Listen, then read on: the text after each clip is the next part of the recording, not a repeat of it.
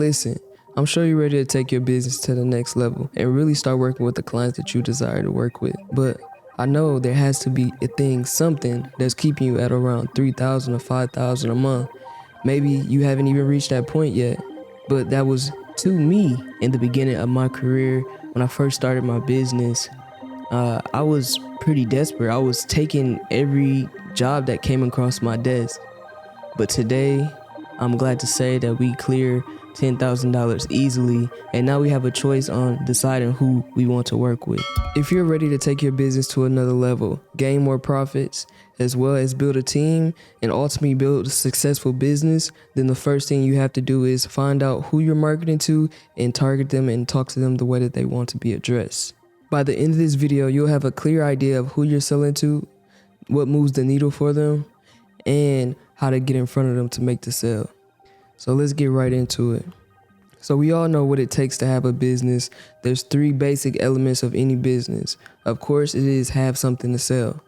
That's a product or a service that people desire to have, right? And then the next thing to do, obviously, is be known.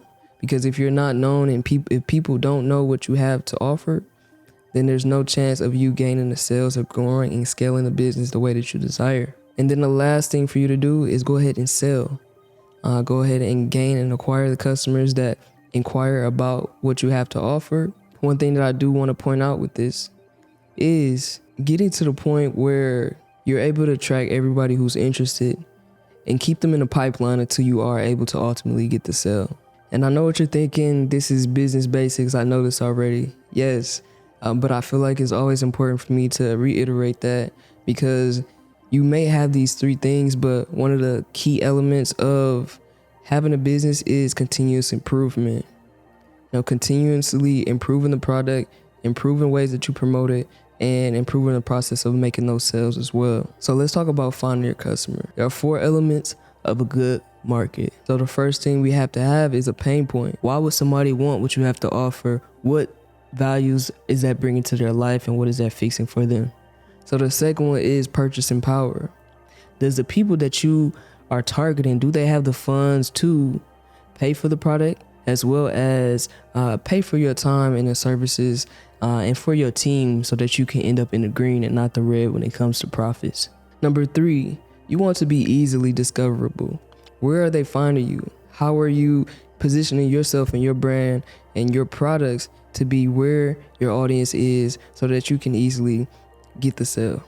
And lastly, I think this is a no-brainer, of course, it must be in a growing market. So for example, let's talk about purchasing power as well as being in a growing market.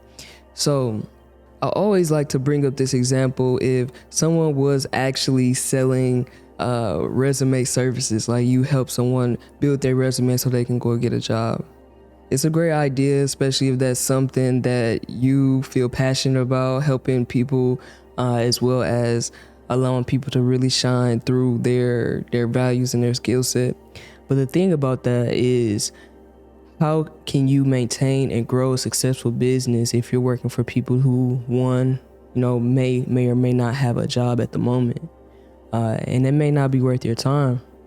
If they can only pay you $20 or $40 or up to $100 to help improve their resume or their profile or anything like that, that's just not scalable when it comes to the purchasing power that it takes to pay for your time, for your services, and all of the operating costs of the business. So the next one that I wanted to kind of bring up is being in a growing market. I don't think it would make sense at all for anybody to get into the fidget spinner business here in 2024. And it probably doesn't even have to be a growing market. It could also be a stable market. And some of the other things that comes to mind when it comes to stability is the healthcare field, the finance, as well as the education.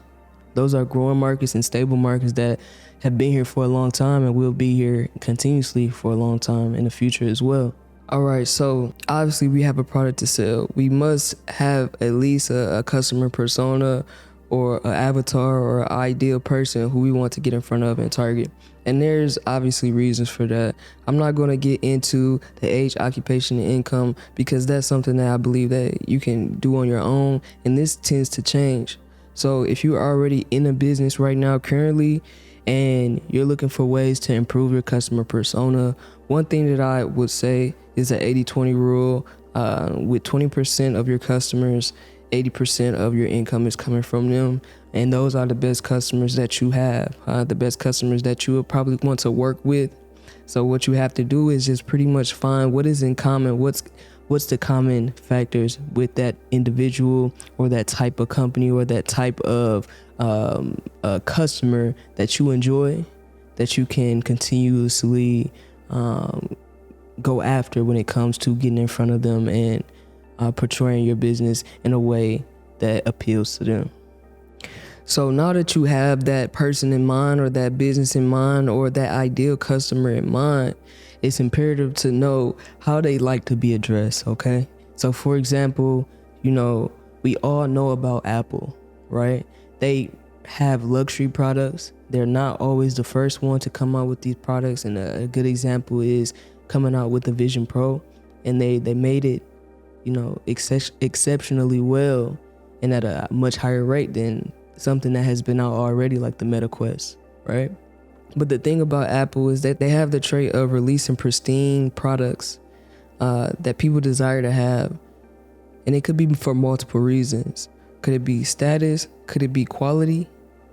Could it be the luxury feel? And that's the exact thing that you want to have to portray to your audience as well. Because you honestly have a choice. You can be like Walmart, where you offer the best value for the lowest price. Or you could be like an Apple, who desires to have a premium product for a premium rate, but always have a lot of great things available as far as great customer service, returns, and is doing things in a way that's pretty much just packaged in a wonderful manner. So another thing I want to get across with this is, how are you talking to them? So if we revisit the 4 elements of a good market, we must have a pain point. So the pain point must also agree with this customer persona or ideal avatar that you have. Does your avatar really pull the emotional strings that gets them to move forward with you and your product or your service? Do they respond well to a playful tone when it comes to your marketing materials as well as your advertisements? Or do they prefer something more serious, something more professional and polished? But I also think that it's easy to figure this out and achieve this. And one of the tools that I really enjoy to use is Chat GPT. So here's what I'm going to do. So what I wrote is, my ideal customer is an operation and events manager at corporate companies. They are primarily female in their late 20s and early 30s. I want to market to them and offer them event entertainment services. What kind of tone and methods of copy would most likely entice them to want to work with our business? So this is something simple that I say anybody could use and be able to be effective at. ChatGPT is a free resource for you to use and improve the things that you already have in place. So here are some of the things that they came up with. Being professional yet relatable.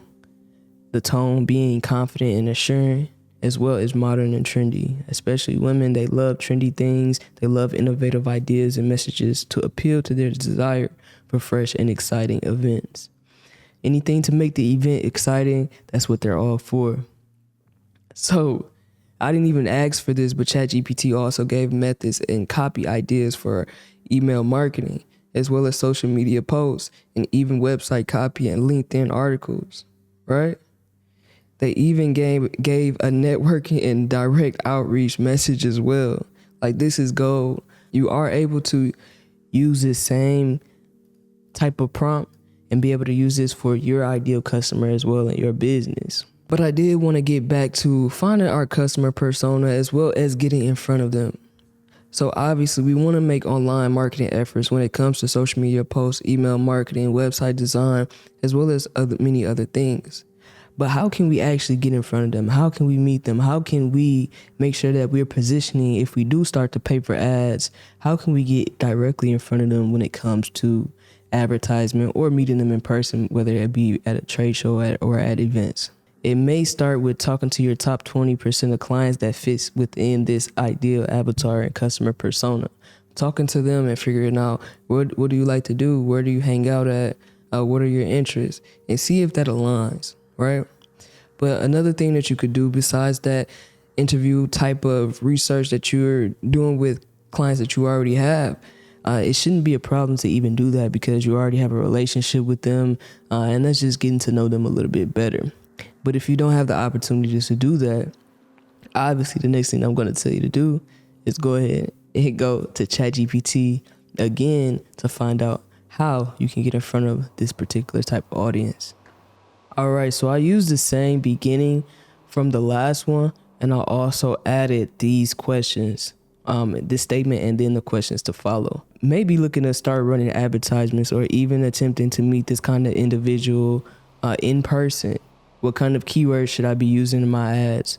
Where should I place these ads? How can I target them demographically on an ad platform? If I also wanted to meet them in person, where would they typically be and what kind of hobbies would they pursue? And again, ChatGPT is an amazing tool for you to use.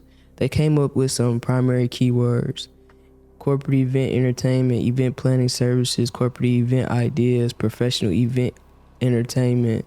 Some secondary keywords: team building activities, corporate event solutions, business event planners, executive event entertainment. Some ad placements. Online platforms that they recommended was LinkedIn, Google Ads, and Facebook and Instagram. So some offline placements: industry magazines and newsletters, advertising publications read by corporate professionals.